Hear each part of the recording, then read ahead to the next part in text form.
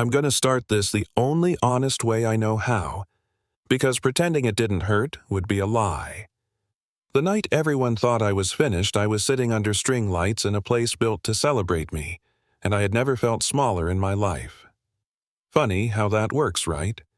You can survive things that should kill you only to be undone by something quiet, humiliating, and very public. 8 years ago, I was nobody special. Just a regular guy named Evan Hale, working logistics at a mid-sized construction firm in Chicago, wearing cheap suits, eating vending machine lunches, and keeping my head down. I wasn't stupid, I just didn't fit the mold.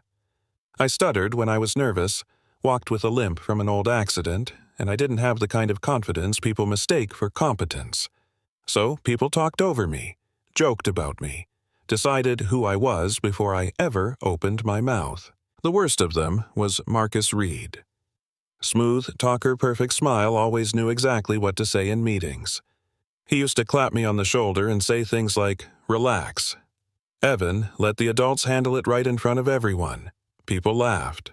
I laughed too, because that's what you do when you don't want to be the next target. You know what I mean? Then came the night that changed everything. Company gala. Rooftop venue. Glass walls. City lights, champagne flowing like money didn't matter. I'd been working for years on a supply chain fix that saved the company millions, but Marcus presented it like it was his idea. Again. I finally spoke up. My voice shook, but I did it. I said, "Actually, that model was mine." The room went quiet for half a second. Then Marcus smiled and said, "Sure it was Buddy." Laughter. Applause. The moment passed. And so did my chance. 2 weeks later, I was laid off. Restructuring, they said. Marcus got promoted. That should have been the end of it. But life has a weird sense of timing. A year later, Marcus's company collapsed under a massive fraud investigation. And somehow, someway, I ended up being the one asked to consult. I rebuilt their logistics arm from scratch. Quietly, cleanly. It worked. And for the first time, people listened when I spoke. Fast forward to the night everyone loves to talk about. The charity event. The one that went viral. By then, I was engaged to Natalie Brooks, a social media consultant with a 1,000,000-watt smile and a talent for making everything look perfect online. The venue was beautiful. The guests were powerful. And then she didn't show up. 10 minutes. 20. An hour. Phones came out. Whispers spread. I sat there smiling too hard, pretending I wasn't watching my life unravel in real time.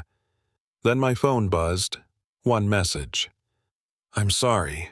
I can't do this. I need someone who can give me more," and attached to it a photo. Natalie. Marcus. Together. Yeah, that Marcus. I didn't scream. I didn't throw anything. I just felt that old familiar weight settle back onto my chest, the one that says, "See, they were right about you." People stared. Someone snickered. I caught Marcus's eye across the room. He lifted his glass like we were sharing a private joke. That was my breaking point. And then something unexpected happened. A woman stepped out from behind the catering doors. Her name was Lena Morales. I knew her as the event coordinator's assistant. Always early, always working, never drawing attention. She walked straight toward me, ignored the stares, ignored the phones, and stopped right in front of my table. She leaned in and said quietly, "If you don't want to sit here alone, I could use a partner for a dance demo." I blinked. "You don't have to do that," I said. She smiled, not pitying, just steady. "I know. I want to." We walked onto the floor. No music at first, just us. People shifted uncomfortable. Then the band started playing something slow and imperfect. We moved. Not gracefully, not impressively, but honestly. And something changed in the room. The laughter died. The cameras lowered. For the first time that night, I wasn't the punchline. I was just a man standing up for himself without saying a word. That moment didn't fix everything. It didn't magically erase the years of being overlooked. But it cracked something open. The video went online that night. Millions of views. Comments split right down the middle. Half the internet called Lena brave. The other half called her calculated. I didn't care. I went home, slept for 12 hours, and woke up with a strange feeling I hadn't had in a long time. Resolve. Marcus didn't stop. He went on podcasts, claimed I'd stolen ideas, claimed I was manipulating the narrative. He said Evans always played the victim. This is just another act, and people believed him, at first. Here's the thing about being underestimated. You get really good at watching, listening, remembering. I had emails, drafts, timestamps, proof, and I waited until Marcus was loud enough that people finally wanted to know if he was telling the truth. The hearing was public, cameras everywhere. Marcus walked in confident, joking with reporters. I walked in quietly.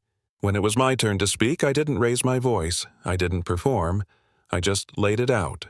Document after document, timeline after timeline. I watched his smile fade as the room shifted. When the ruling came down, it was unanimous.